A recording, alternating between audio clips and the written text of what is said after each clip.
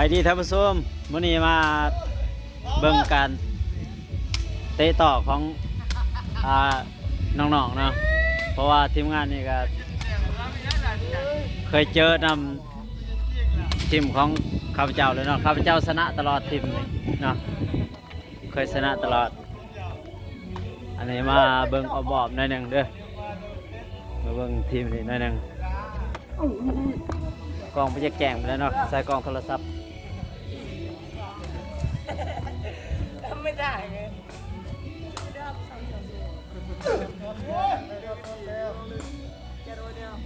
ใครจะเจอก็เจอได้เนาะทีมนี้เนาะเพราะว่าทีมนี้บ่เน้นแห้งแต่เน้นลักเน้นเหลี่ยมเนาะเยอะได้เลยตัวแพ้ไม่ได้ชนะลินบอลายนะนี่50,000100,000บอลินลายเพราะว่าลินลายเป็นการพนันเนาะลินพ่อได้ซื้อน้ำซื้อในมากินบ่ได้เสียก็ซื้อน้ำกินน้ำกันไว้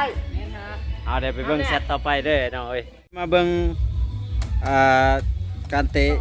ตะกร้อเนาะเตะต่อแบบมื้อนี้ซ้อมซื่อๆเด้อนี่บ่แม่นเอาจริงเนาะซ้อมเพิ่นซ้อมเนาะเพิ่นซ้อมซื่อๆนะคันเอาจริงต่างกว่านี้นะแต่นี่เพิ่นซ้อมนี่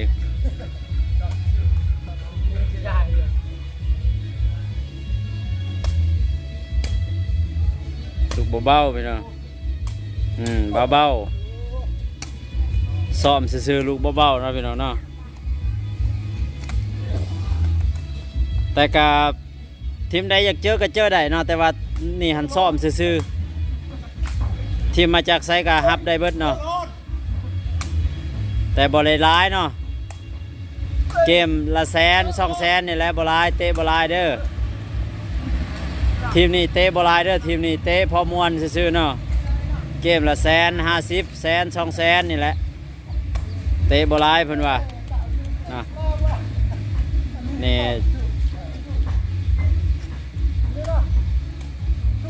บ่อยากเตะร้ายเพิ่นว่าเตะซ้ำพอดีเตะซ้ำเกมกีฬาธรรมดากินน้ำกินในเนาะยุบถึกบอกแต่ก็ออกเนาะเดี๋ยวคลิปนี้ก็สิเอาลง YouTube เนาะสิให้เบิ่ง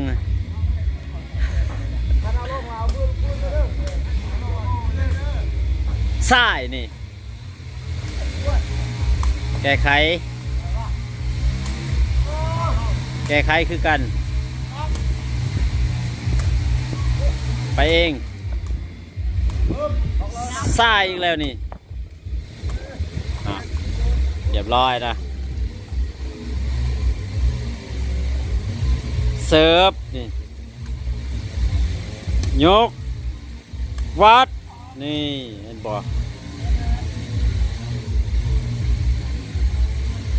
ออกเนาะ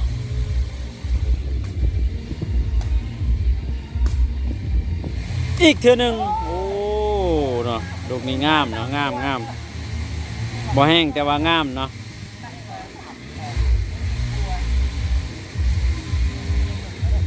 มีเสียงรบกวนไรไปเอาไม้มานะพี่น้องเนาะแต่ก็ว่าเป็นหยัง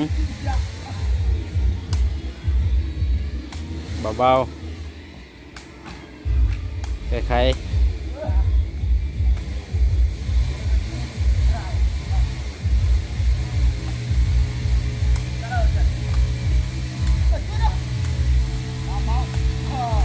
สายเนาะยุบโอ้ยุบออกเนาะ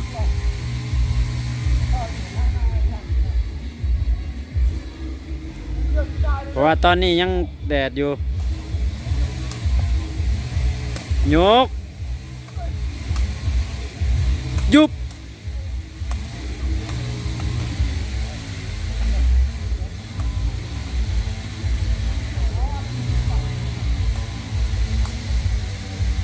เด็ดเองวันนี้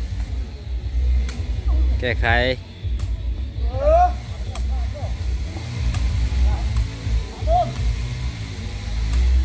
เหนียวโอ้เรียบร้อยนะ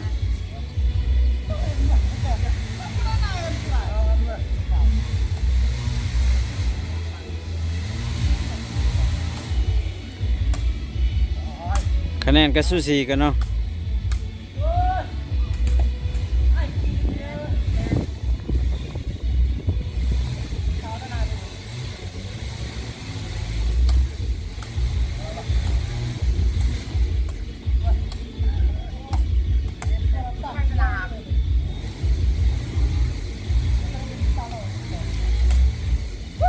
เรียบร้อยลูกหยอดลูกนี้เนาะ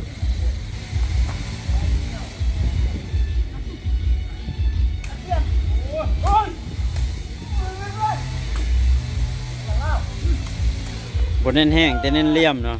ทีมนี้เนาะเน้นหลักเน้นเลี่ยมเนาะทีมใดอยากมาก็มาได้เด้อมาเจอได้เนาะมาเจอได้เดินหอยวา